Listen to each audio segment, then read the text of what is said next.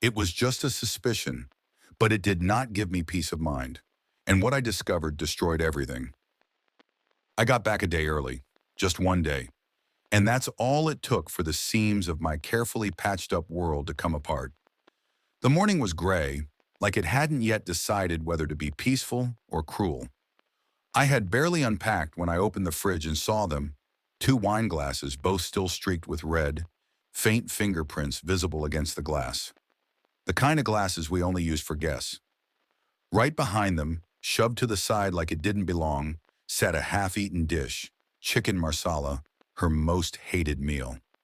The kitchen reeked faintly of it, like whoever had cooked it hadn't cared to hide a single thing. I didn't touch anything, just closed the fridge, took a deep breath, and stepped onto the balcony. There, resting against the old flower pot, lay the final detail, a cigar, half-smoked, with ash scattered across the tile. I don't smoke. I never have. The realization wasn't sudden. It didn't punch me in the gut. It just sort of floated there, heavy but quiet, like fog wrapping around your neck before you notice you're shivering. I said nothing. Not that day, not that night. Instead, I did something that must have confused her more than any confrontation could have. I walked into the living room, found her curled up under a blanket watching reruns, and said, "Get ready." I bought tickets. Her eyes lit up the second I mentioned the band, the one she'd loved since college, the one that hadn't toured in years. It was cruel, I know that now.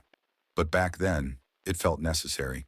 She spent the whole drive glowing, rambling on about how spontaneous I'd become. She looked at me like I was some reborn version of the man I'd been 10 years ago, the kind who still made plans just for her. We reached the venue, the line wrapped around the block, people laughing, neon signs buzzing faintly in the dusk. We stood at the entrance, her practically bouncing on her heels. That's when I leaned in and said it, low enough only she could hear. "I'm not going in." "I already know everything." Her smile cracked instantly, the way glass does right before it falls. She asked something. I don't remember what. Maybe it was, "What do you mean?" Or, "Is this a joke?" But I didn't answer. I stepped away, leaving her there, surrounded by strangers, the music swelling behind her as the doors opened. I didn't go home that night. Drove for hours. Slept in the car at a rest stop, rain drumming on the windshield. By morning, the ache in my chest had hardened into something else. Not hate, not yet, but something solid and immovable. At dawn, I unlocked the front door and found her asleep on the couch, still wearing the same outfit. I shook her gently. She blinked up at me, dazed, mascara smudged under her eyes. I said, "Pack your things. We're going on a trip." She didn't ask questions, not out loud, but I could feel them in her silence as we drove west for 4 hours, winding down forest roads until we reached a lakeshore town so small it didn't even have a gas station. I'd found the cabin online the night before. It smelled of old wood and lake water, but it was quiet, and that was enough. She looked around, hopeful.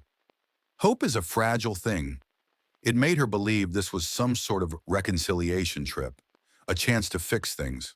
But I wasn't here to fix anything. That night, after she made pasta and tried to talk like we used to, I told her a story. I said it was about someone else, a man I'd once known. I told it slowly, dragging out the details like a blade across fabric. This man, I said, had found out his partner had shared wine with someone else, that there'd been laughter on the balcony, a dish she despised eaten in shared hunger. And when I described the cigar, the scent, the angle it rested on the railing, she stopped chewing. Her fork clinked against the plate, and she whispered my name, like that would pull me back. Like she hadn't already crossed some invisible line I could no longer unsee. I stood up, picked up my coat, and walked out the door. There was no signal that far out, no Wi-Fi, just trees, wind, and the ripple of the lake. I walked until the sun dipped below the tree line, then kept going. Slept under a tree, jacket zipped to my chin, listening to the insects sing. By the time I returned to the cabin the next morning, she was gone. I half expected that. She must have hitched a ride or walked to the highway.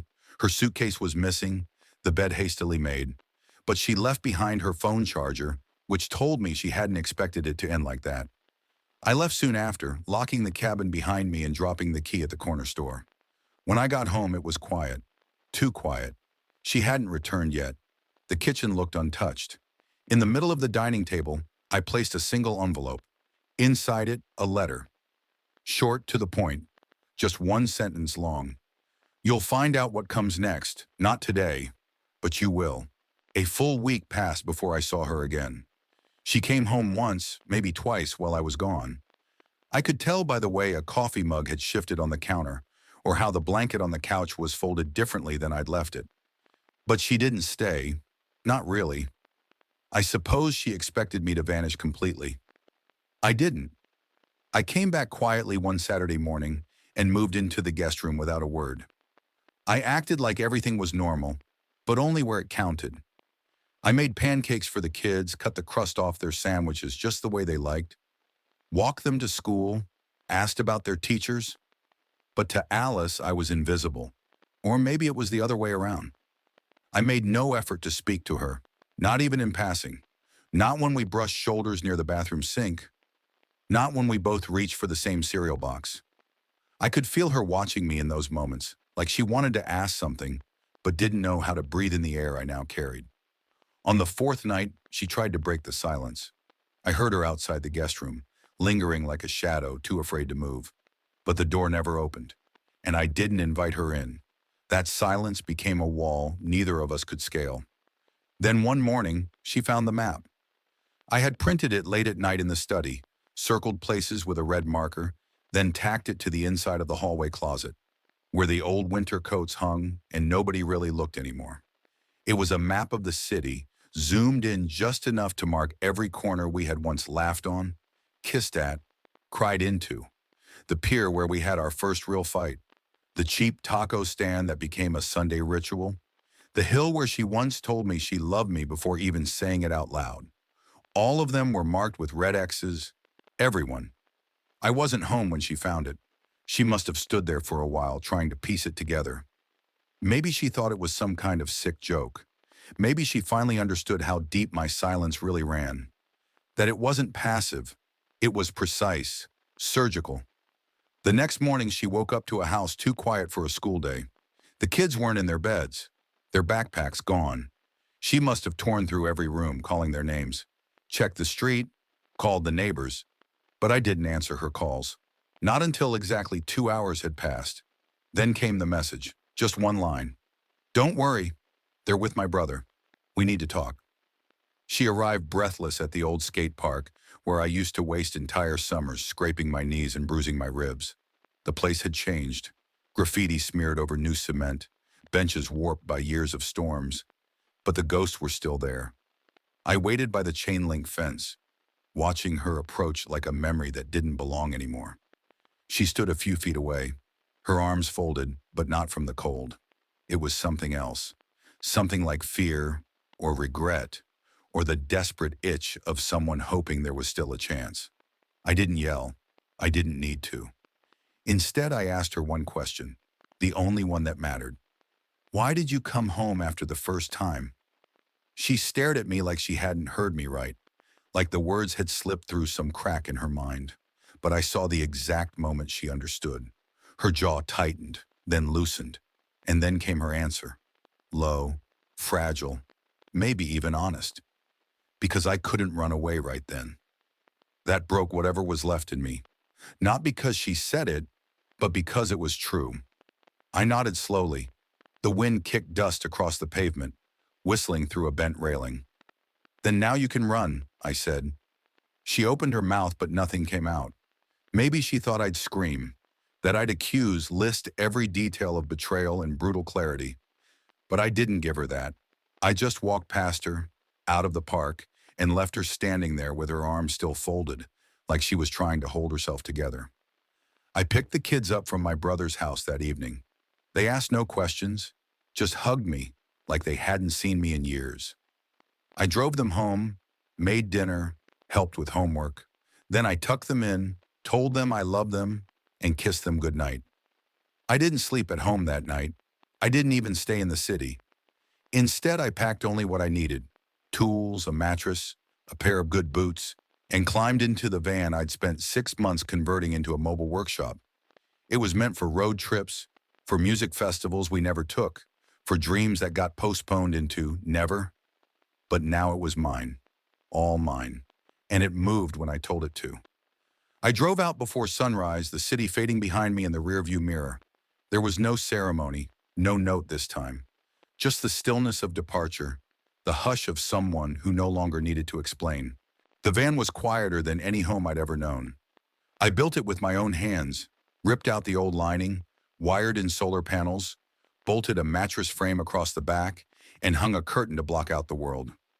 In the small drawers beside the workbench, I kept tuning forks, string sets, bridge pins, even a compact soldering iron. Every town I passed through, I left a few flyers behind. Instrument repair. Will travel. Honest work. The first month felt like a kind of unraveling. Waking up beside cornfields or behind gas stations, I'd stare up through the skylight and wonder who I had been pretending to be all those years. The man who swallowed doubts like pills, smiled through suspicion, let himself believe a marriage couldn't rot from the inside if he just kept painting the walls.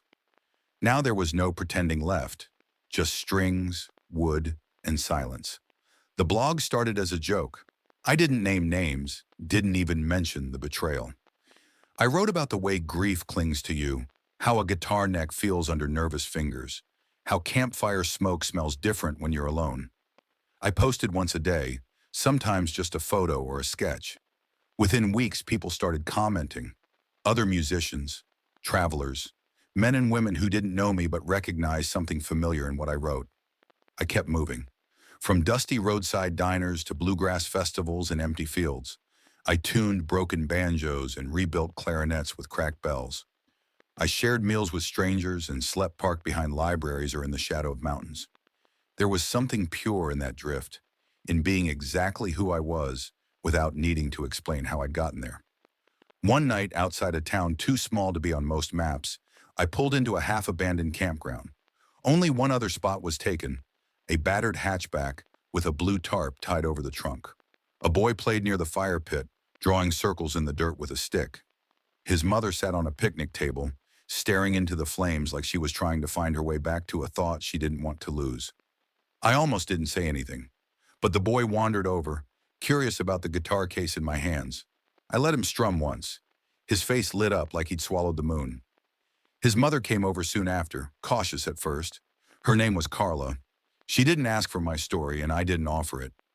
That night, we sat by the fire after the boy fell asleep in the back seat of her car. She wrapped a blanket over her shoulders, and for a while we said nothing at all. Then, without turning her head, she asked softly, "Did you forgive her?" I stared into the fire until the embers blurred.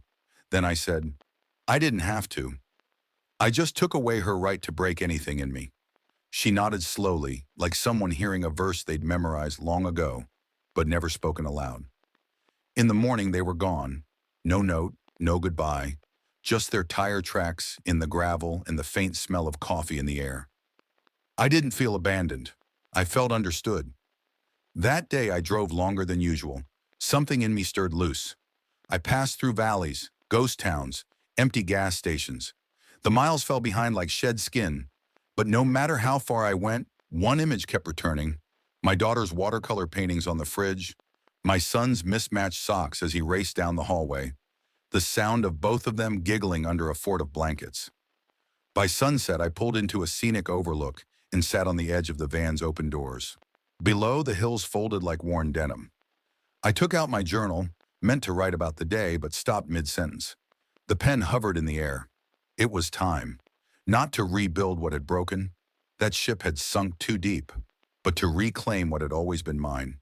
My presence, my name in their bedtime stories, my spot in the audience when their fingers hesitated on piano keys or when a crayon drawing was held up like a masterpiece. The next morning, I turned the van toward the city, the road ahead rough and familiar. This time, I wasn't returning as a husband. I wasn't even sure what I was returning as. But I knew one thing for certain: I wouldn't stay quiet anymore. I would take up space again, even if that meant carving it out 1 inch at a time. I arrived back in the city on a Thursday, just before noon. The streets looked the same, but they didn't feel like they belonged to me anymore. Still, my hands gripped the steering wheel like they were holding on to something that had never really left. The van rumbled toward the school parking lot, where I waited quietly until the last bell rang. The moment my son spotted me, he ran like something inside him had been holding its breath since I left. He launched into my arms with that familiar crooked grin, and I almost forgot the months that had passed in between. Alice followed behind, slower, holding our daughter's hand. The sunlight hit her face in a way that made her look older than she had weeks ago, more fragile. She stopped in her tracks when she saw me, like someone watching a dream walk into the real world. But I didn't look at her for long. My focus was on the kids, on every word they tumbled out about art projects, new friends, lost pencils, and cafeteria chaos.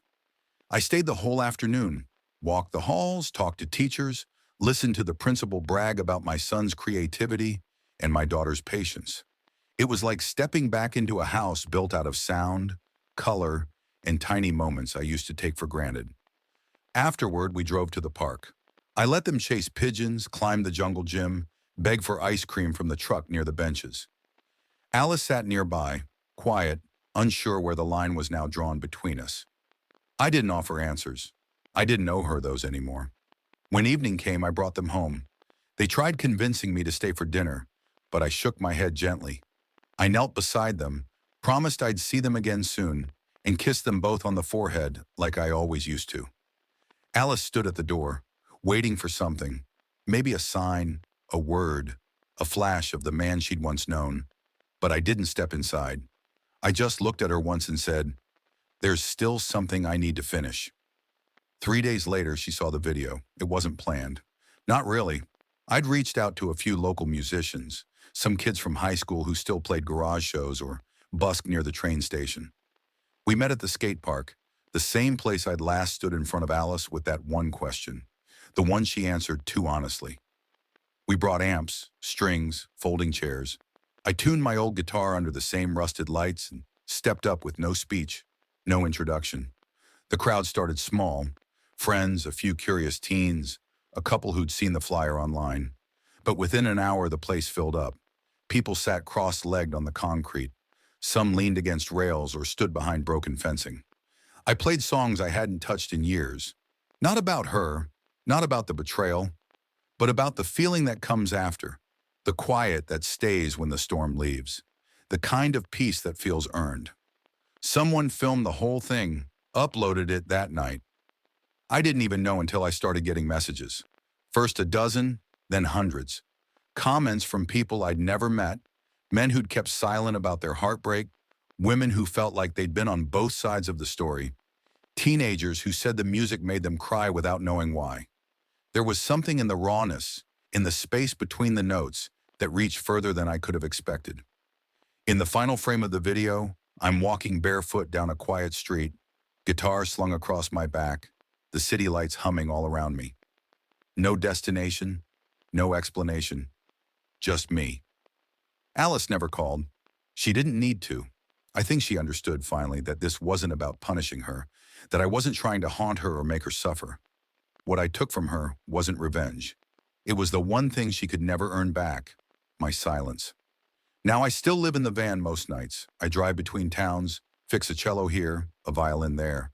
I still blog, still post sketches, still tune more than just instruments. And every other weekend, I pick up my kids and take them somewhere far from the noise. A beach, a trail, a field where the stars come close enough to whisper. They don't ask about the past anymore. They only ask about the next song, the next place we'll go. And that's more than enough. Because the truth is, closure isn't something you wait for. It's something you walk toward, even if your feet are bleeding, even if no one's clapping when you finally reach it. That's all for now, folks. Thank you for being with me today and listened. And if you liked my story, please subscribe, hit the like button, and comment below what you think about all this and what would you do if you were me. Also, don't forget to check my other stories in description below.